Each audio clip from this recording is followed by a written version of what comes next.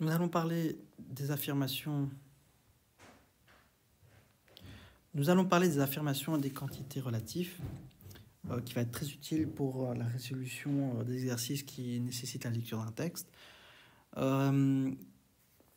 Alors, certaines affirmations qui contiennent des mots-clés vont désigner un ensemble ou une partie d'ensemble qui va généralement être une quantité relative.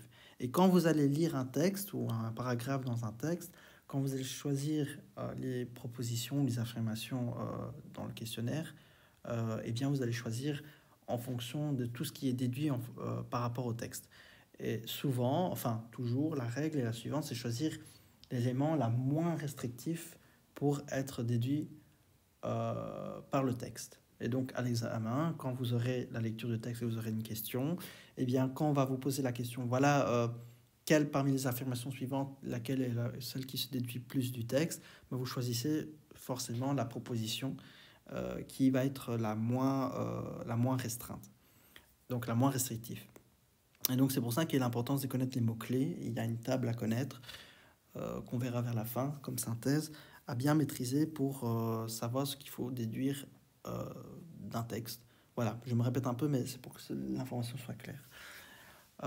Donc lire un texte, ça nécessite bien sûr de l'attention, de la lecture, mais aussi il y a une méthode, c'est connaître la structure de comment s'y prendre dans un examen de raisonnement.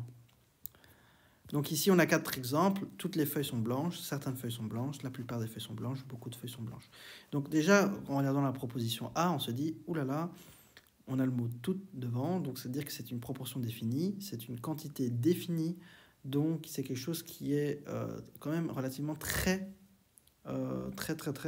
restreinte. Comme j'ai dit, au moins on est restreint, enfin pardon, au plus on est restreint, excusez-moi, on est plus restreint, au moins ça se déduit d'un texte. Et donc le principe est suivant, donc on va analyser pour chacune des affirmations. Donc l'affirmation A désigne une quantité finie, okay, qui est définie, qui est très précis. Donc toute signifie 100%.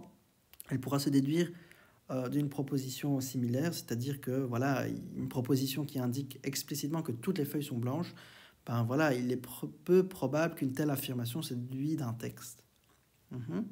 Alors l'affirmation B désigne une quantité indéfinie. Quand on dit certaines feuilles sont blanches, ben, certaines, ça veut dire voilà, il y en a 2 ou plus, ou il y en a quelques-uns voilà, qui sont blancs, enfin une feuille donc blanche.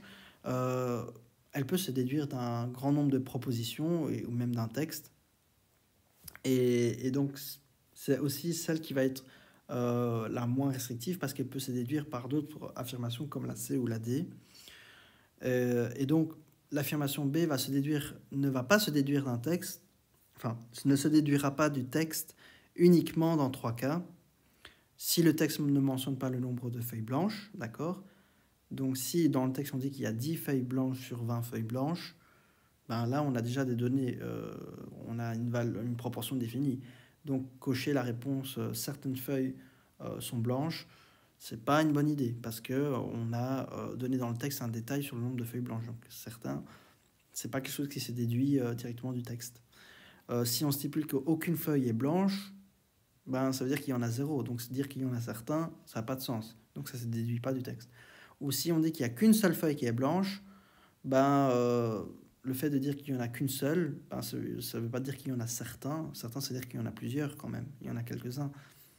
Après, ça change du mot « il existe une feuille qui est blanche ». C'est pas vraiment la même chose que certains feuilles sont blanches. Attention qu'il y a il faut faire attention à ce détail dans la lecture d'un texte. Donc, il n'est pas dit qu'il n'y a qu'une seule feuille blanche, parce que sinon, autrement, dans le texte, il aurait dit il existe une seule et unique feuille blanche. Ok. Donc voilà. Et il ne dit pas, si dans le texte, ils disent qu'il n'y a aucune feuille qui est blanche, ben, on ne peut pas dire qu'il y a certains qui sont blanches. Et voilà, si le texte ne mentionne pas le nombre de feuilles blanches, ben voilà, c'est quelque chose que, avec le mot certain qu'on met devant l'affirmation, donc le mot certain, ben, c'est qu'on reste quand même assez vague, mais aussi en même temps, on reste quelque chose qui est beaucoup moins restrictif et voilà, on ne définit pas un nombre. Donc ça corrèle à ce que l'information du texte essaie de donner et qu'on veut déduire en fonction de ce texte. Donc voilà. Donc Donc voilà, c'est le principe qui va être utilisé. Donc voilà, on comprend bien que si on va utiliser l'affirmation C, qui également va définir une quantité indéfinie en disant la plupart, ben, la plupart, qu'est-ce que ça veut dire la plupart? Ça aussi, c'est vérifier si vous comprenez les mots en français. La plupart, c'est la plus grande partie. Et donc, elle peut se déduire d'un grand nombre de propositions. Ok? Parce que, en revanche, et contrairement à l'affirmation B, elle ne peut pas se déduire des propositions telles que au moins 2 feuilles sont blanches ou encore une partie des feuilles sont blanches. Il est difficile d'estimer la probabilité qu'une telle affirmation se déduise d'un texte. Okay. Et pour terminer, l'affirmation D désigne aussi une quantité indéfinie, comme beaucoup. Bon, en effet, c'est une grande partie, mais c'est une proportion qui veut dire que c'est assez majoritaire. Donc, c'est quelque chose un peu plus restrictif. Ouais, bon. Donc, cependant, contrairement aux affirmations B et C, okay, cette quantité ne peut pas être évaluée objectivement. Pourquoi? Parce que quand on présente les mêmes feuilles à un groupe d'individus et qu'on leur demande si certaines de ces feuilles sont blanches, bah, il y en a qui vont dire oui. Si au moins 2 feuilles sont blanches. Voilà, dire que certaines feuilles sont blanches, c'est que déjà, il faut au moins 2 feuilles qui sont blanches. Mais maintenant, si vous vous demandez si beaucoup de ces feuilles sont blanches, ben, il est fort probable que la réponse va varier en fonction de la sensibilité de chacun, quelle que soit la proportion réelle de feuilles de blanches. Ben, pour eux, voilà, sur 10 feuilles, ben, il y en a 3 qui sont blanches. Ben, il y en a certains qui vont dire que oui, il y en a quand même pas. La plupart sont blancs, donc il y a quand même une grande partie. D'autres vont dire oh non, il n'y a pas beaucoup, 3 feuilles sur 10, c'est pas beaucoup. Donc cette notion de subjectivité, de seuil, de dire que est-ce qu'il y a beaucoup de feuilles blanches, ben bon, c'est vrai que 3 c'est pas assez, mais imaginons que nous avons 7 et 9 feuilles. Voilà, dans un sac de 7 feuilles, enfin un sac de 10 feuilles, nous avons 7 feuilles qui sont blanches, et dans un autre sac, on a voilà, on a 9 feuilles, enfin on a 10 feuilles et on a 9 qui sont blanches. Enfin, c'est presque la majorité. Donc voilà, il y en a déjà pour eux, il y en a certains qui vont voir le sac de 7 feuilles, ils vont dire oui, il y en a beaucoup qui sont des feuilles, il y a beaucoup qui a des feuilles blanches. Mais voilà, il y en a d'autres voilà, qui vont voir le sac de 9 feuilles, il leur faut 9 feuilles blanches pour dire qu'il y en a beaucoup. Donc la sensibilité, le seuil est différent pour chacun. D'accord, donc ça va varier en fonction de l'individu qui va dire qu'est-ce que la définition de beaucoup. Beaucoup, est-ce que ça veut dire plus de 50% ou est-ce qu'il y en a suffisamment pour considérer qu'il y en a beaucoup. Le fait qu'il y a peut-être 4 feuilles blanches sur les 10, ben, il y en a certains qui vont dire que c'est beaucoup. Okay, donc le mot beaucoup ne veut pas dire forcément la majorité. Okay, donc la majorité absolue, en tout cas. Donc voilà, le mot beaucoup, ça correspond à un seuil complètement subjectif. Et donc l'affirmation D ne peut pas donc se déduire de propositions telles que la plupart des feuilles sont blanches ou 80% des feuilles sont blanches. Et donc peu probable qu'une telle affirmation se déduise d'un texte. Okay. Et donc par classement des affirmations la moins restrictive ou la plus restrictive, ben, en fait c'est l'affirmation B qui est la moins restrictive parce qu'on dit qu'il y en a plus de 2, mais voilà, il y en a quelques-uns qui sont des feuilles blanches, ben c'est beaucoup moins restrictif. Dire la plupart, c'est dire qu'il y en a une grande partie qui sont des feuilles blanches. Bah, là, on reste entre le fait d'être entre le mot certain et le mot toute. Donc on donne une certaine proportion de manière indirecte. Mais voilà, on dit qu'il y en a la plupart il y en a une plus grande partie, quand même pas mal de feuilles qui sont blanches. Et alors quand on dit toutes, bah, c'est quelque chose qui est défini à 100%. Alors qu'on dit beaucoup, alors ça c'est encore autre chose. Ça, le mot beaucoup ne peut pas se déduire de propositions telles que d'un texte parce que la plupart des feuilles sont... Donc elle ne peut pas se déduire des propositions telles que dire la plupart des feuilles sont blanches ou 80% des feuilles sont blanches. Donc c'est la moins probable qui peut se déduire d'un texte. Et donc au plus une affirmation est moins restrictive, au plus elle se déduit facilement d'un texte. Et alors, dans le sens inverse, ben, au plus l'affirmation est restrictive, au moins c'est déduit d'un texte. Et le mot beaucoup est quelque chose qui est quelque chose un peu plus défini que le mot, que le mot toute. Mais voilà, il ne se déduit beaucoup moins que des autres propositions. Et donc une affirmation a peu de chances de déduire un texte si elle désigne une quantité précise ou une quantité appréciée de manière subjective. Ok. Donc voilà. Donc c'est ainsi une affirmation qui a d'autant plus de chances de se déduire d'un texte qu'elle désigne une quantité imprécise. Et donc voilà un tableau qui va donner la probabilité qu'une affirmation se déduit d'un texte. Ben, c'est ce tableau-là qu'il faut connaître en fait. Ok.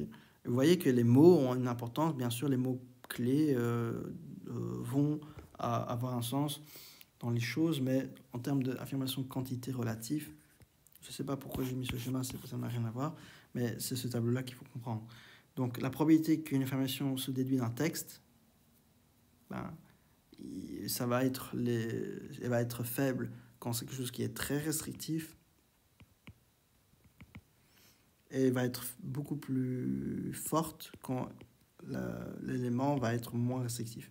Et donc, qu'est-ce qui va faire en sorte que on va déduire plus facilement d'un texte? Quel mot-clé? Ben, c'est les termes qui vont exprimer une quantité ou une fréquence indéfinie ou quelque chose qui est approximatif. Donc, indéfini ou approximatif. D'accord? Alors que les probabilités que ça déduit d'un texte, c'est quand c'est des fréquences finies ou des fréquences plutôt subjectives. Ok, et quand c'est moyen, entre deux, ben, c'est quelque chose qui est surtout indéfini. Mais il y en a, voilà, il y a la liste des mots à connaître. On ne peut pas tout connaître, hein, mais juste retenir les mots les mots qui sont les plus importants. Les mots principaux, ben, déjà, on en connaît certains, donc la plupart de ces mots-là. Donc, quand on a une fréquence définie, ben, c'est tout ou aucun. Donc, c'est soit 0% ou 100%. Uniquement, seulement, toujours, constamment, jamais, à chaque fois, vous voyez que c'est quelque chose qui est quand même défini. Et donc, la probabilité que l'affirmation se déduise d'un texte est beaucoup moindre parce qu'on est quand même assez décisif dans l'affirmation qu'on donne. Donc, voilà. Les termes qui présentent une fréquence subjective, c'est oui, il y en a beaucoup, suffisamment, assez, peu souvent, voilà, une grande partie. Donc vous voyez que c'est quelque chose qui est plutôt subjectif. Alors que les éléments qui vont se déduire plus facilement d'un texte et qui ont une affirmation avec une probabilité beaucoup plus forte, ça va être des choses indéfinies comme parfois, quelquefois, plusieurs, certains. Surtout le mot certain. Ça, on connaît bien. Alors vous voyez la différence. Quand on dit beaucoup, beaucoup, c'est quelque chose qui est plutôt personnel. Alors qu'on dit que plusieurs, plusieurs, c'est quelque chose qui est plutôt objectif. Donc faites attention, le mot beaucoup est quelque chose de personnel, qui est subjectif, alors que tout ce qui est le mot plusieurs, c'est quelque chose qui est beaucoup plus objectif. Quand on dit parfois, voilà, c'est quelque chose qui est indéfini. Quelquefois, c'est indéfini. Ok. Donc voilà. Donc c'est des choses comme ça. Donc retenir qu'une affirmation a d'autant plus de chances de déduire un texte qu'on disait une quantité imprécise ou qui est une quantité appréciée de manière subjective. Donc il a peu de chances quand c'est subjectif ou c'est une quantité précise, alors qu'une affirmation se déduit avec plus de chances d'un texte quand c'est une quantité imprécise. C'est ça le résumé de tout ce qu'il faut comprendre. Et voilà, quand on dit occasionnellement, l'essentiel, la plupart. La plupart, c'est quelque chose qui est entre deux. Parce qu'à la fois, on est entre le mot certain, mais à la fois entre le mot tout. Donc, ça veut dire qu'on en a quelques-uns, mais on en a quand même pas mal qui sont des feuilles blanches. Mais on n'est pas non plus à toutes les feuilles qui sont blanches. Donc, on est entre le mot tout et le mot certain, c'est la plupart qui est entre deux, qui est l'intermédiaire. Maintenant, nous allons voir les affirmations indiquant une priorité. Donc, on a vu jusqu'ici les affirmations des quantités. Maintenant, on va voir ceux qui indiquent une priorité. Et donc, certaines affirmations contiennent des noms, des adverbes qui indiquent une priorité, comme le mot principalement, essentiellement, etc. Donc, voici des exemples. Cette mesure vise essentiellement à protéger, donc protéger les consommateurs.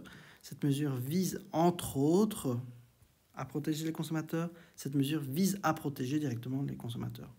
Vous voyez qu'on a entre autres essentiellement, et comprendre ces mots-là, l'importance des priorités, c'est quelque chose qui va permettre de bien utiliser dans la déduction d'un texte qu'est-ce qu'on veut faire passer comme message et quelle proposition dans les QCM on doit cocher. Donc on va analyser la probabilité de chacune des affirmations, de se déduire d'un texte. L'affirmation A stipule que la mesure a au moins 2 objectifs. Parce que c'est essentiellement, elle vise en effet, et donc pas uniquement, mais c'est essentiel. Donc ça veut dire quoi essentiel? Ça veut dire qu'elle a un objectif, mais pas uniquement, à protéger les consommateurs. Ok. Donc en outre, elle établit donc une hiérarchie d'objectifs, et parmi l'ensemble des objectifs de la mesure, la protection du consommateur est le plus important. C'est ça que veut dire l'affirmation A. Et l'affirmation A est donc la plus restrictive, parce qu'elle ne peut se déduire que d'une proposition similaire. Par conséquent, il est peu probable qu'une telle affirmation se déduise d'un texte. En tout cas, elle ne se déduit pas de la proposition B ou C. Alors, l'affirmation B est moins restrictive que la proposition A, parce que l'affirmation B se déduit de la proposition A. Ok, c'est quelque chose qui... c'est moins restrictif que le mot essentiellement. On dit qu'il y en a entre autres. Alors, l'affirmation C est moins restrictive que l'affirmation B, parce que l'affirmation C se déduit de l'affirmation B, et bon, la réciproque, ce n'est pas le cas. Par contre, contrairement à l'affirmation B, l'affirmation C ne stipule pas que la mesure a au moins 2 objectifs. Donc, essentiellement, on dit que oui, il a plusieurs objectifs, mais en particulier, c'est protéger le consommateur. Donc ça, c'est ce que dit la A. La B, on dit oui, en effet, entre autres, en quelque sorte, ça sert à protéger les consommateurs. Donc on dit qu'il y a un rôle quand même assez défini. Mais la C, c'est vraiment, on reste la moins restrictive que la B, parce qu'on reste quelque chose qui ne stipule pas, que la mesure a au moins quelques objectifs. On est vraiment sûr que cette mesure vise à protéger... ne stipule pas que la mesure a au moins 2 objectifs, pardon. Donc voilà, c'est quelque chose qui se déduit plutôt facilement. Et voilà, donc vous voyez qu'il y a des relations entre les propositions, parce qu'on sait que cette mesure va permettre, vise en tout cas, son but est de protéger les consommateurs, mais voilà, il n'y a pas quelque chose qui va créer une ambiguïté dans la compréhension de cette affirmation. Et donc, ici, ce qu'on comprend, c'est le classement de ce qui est moins restrictif à plus restrictif. Dire cette mesure vise à protéger, ok. Entre autres, c'est moins restrictif que dire essentiellement. Et donc, une affirmation a peu de chances de se déduire d'un texte si il indique une priorité. Et donc, c'est ça qu'il faut comprendre ici comme conclusion. Ok, donc peu de chances de se déduire d'un texte. C'est quoi? C'est ce qui est la moins restrictif. Donc, voilà. Donc, ici, on augmente la probabilité que ça se déduit d'un texte. Et donc, voilà, elle va se déduire... elle va moins se déduire quand elle indique une certaine priorité, et donc essentiellement à plus de priorité, parce qu'elle est beaucoup plus restrictive. Et donc les mots-clés à bien comprendre ici, c'est à connaître, c'est voilà, on vous donne la probabilité d'une affirmation qui s'est déduite d'un texte en fonction des mots-clés, quand il y a une certaine priorité. Donc voilà, on vous dit la probabilité que ça s'est déduit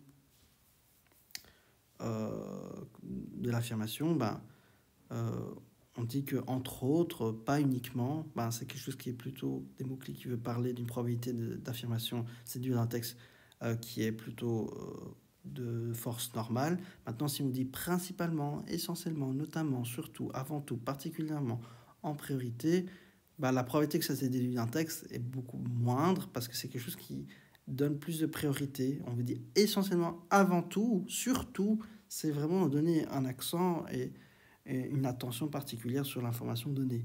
Et donc, on est beaucoup plus restrictif et donc, on a une probabilité que ça se déduit d'un texte qui est moindre. Donc là, la probabilité monte comme ça, mais la restriction va dans le sens inverse. Ok. Pour résumer, voilà, affirmation probablement correcte. Qu'est-ce que c'est? c'est conforme au bon sens, alors qu'une affirmation probablement incorrecte, c'est absurde. Conforme à la réalité ou à l'état actuel des connaissances, contraire à la réalité, à l'état actuel des connaissances, ben c'est ça, en fait, faire la différence entre une affirmation qui est correcte et incorrecte. Et alors, quand on veut dire qu'une affirmation est probablement correcte, ben, on dit, attention, le mot probablement, donc on veut bien sûr être quelque chose de peu restrictif. Ok, donc on va exprimer une incertitude et une quantité ou une fréquence indéfinie. D'accord? Donc quand on veut donner une affirmation qui est probablement correcte, on va donner cette incertitude et une fréquence indéfinie. Ok? Donc voilà, on utilisera les mots pourrait, probablement, des, certains, parfois, quelquefois. Mais quand vous voulez montrer une affirmation qui est l'opposé, qui est incorrecte, c'est quelque chose qui est beaucoup plus restrictif. Donc faites attention, le sens des choses, quand vous voulez utiliser une affirmation correcte, incorrecte, la manière comment vous devez cocher la bonne proposition dans un QCM pour l'analyse d'un texte, ben voilà, quand il y a une affirmation qui est correcte, on va utiliser quelque chose de peu restrictif, alors que quand on veut montrer que l'affirmation est probablement incorrecte, ben voilà, une affirmation est incorrecte dans quelle situation? Quand elle est très restrictive, parce que la probabilité qu'elle se déduise d'un texte est moindre. D'accord? Donc voilà, quelle est la bonne affirmation à cocher parmi les propositions qui se déduisent d'un texte? Ben, c'est ceux qui sont les moins restrictifs. Et ceux qui se déduisent moins d'un texte, donc qui ne se déduisent pas facilement d'un texte, c'est ceux qui sont les plus restrictifs. Et donc ce sont ceux qui ont une certitude, qui ont une quantité, une fréquence définie ou qui sont une fréquence subjective. Voilà les choses à bien retenir là-dedans. Je répète, donc pour trouver la bonne proposition qui se déduit facilement d'un texte, c'est ceux qui sont peu restrictifs, c'est-à-dire l'incertitude et une fréquence, une quantité indéfinie. Donc il y a deux choses à connaître. Et pour ceux, les affirmations qui sont très restrictives, c'est ceux qui ont moins de chances de se déduire par un texte. Et donc c'est ceux qui ont exprimé une certitude, une quantité, une fréquence définie et quelque chose qui est plutôt subjectif. Et en même temps, pour terminer, quelque chose qui indique une certaine priorité. Donc voilà, donc c'est comme ça que vous devez raisonner à l'examen quand vous allez répondre au QCM qui vise à l'analyse d'un texte. Et voilà un petit schéma qui va qui résume un peu tout ça et qui va bien sûr clôturer le chapitre 4 de notre partie de raisonnement. Donc voilà, nous avons des réalités observables, des interprétations de la réalité, une organisation raisonnée du discours, et on utilisera beaucoup de mots-clés, par exemple par le mot cependant, mais bien que, toutefois, or, toutes ces choses-là permettent d'avoir une organisation raisonnée du discours. Et l'interprétation de la réalité, c'est être l'effet de quelque chose, être la raison de quelque chose, être à l'origine, avoir pour conséquence. Donc vous voyez qu'on a une interprétation des informations. Et bon, rien, tout est pas noir, tout est pas blanc, il y a une zone grise, donc vous voyez qu'on a quand même des zones où l'utilisation des mots-clés fait qu'on peut avoir une réalité observable avec une interprétation de la réalité, du fait qu'on argumente les choses, ou qu'on permet de limiter, ou voilà, on essaie d'empêcher, de faciliter les choses par la réalité observable ou par l'interprétation. Donc vous voyez qu'on a des mots qui sont plutôt de la réalité observable, alors qu'ici on a plutôt des informations qui sont dues à l'organisation raisonnée d'un discours. Vous voyez que les mots, chaque mot a une importance. Et donc la morale de cette histoire, enfin, il ne faut pas reconnaître ce schéma, mais c'est juste la morale, enfin ce qu'il faut connaître, c'est surtout ce tableau-ci. En fait, c'est juste le résumé de tout ce qu'il faut connaître pour cette partie, pour comprendre quelle affirmation il faut déduire d'un texte. Ben, il faut juste connaître ce tableau. Et ce que j'ai mis les tableaux en bleu ici, et ici, donc le tableau gris, le tableau bleu ici. Mais en fait, le résumé, c'est tout ce qui est ici en orange et en jaune, qui résume sans être trop détaillé. Mais ce qu'il faut comprendre, c'est que quand on veut organiser un discours, ben, on utilise beaucoup plus de grammaire. Donc parce qu'on veut donner des liens, exploiter un lien causal.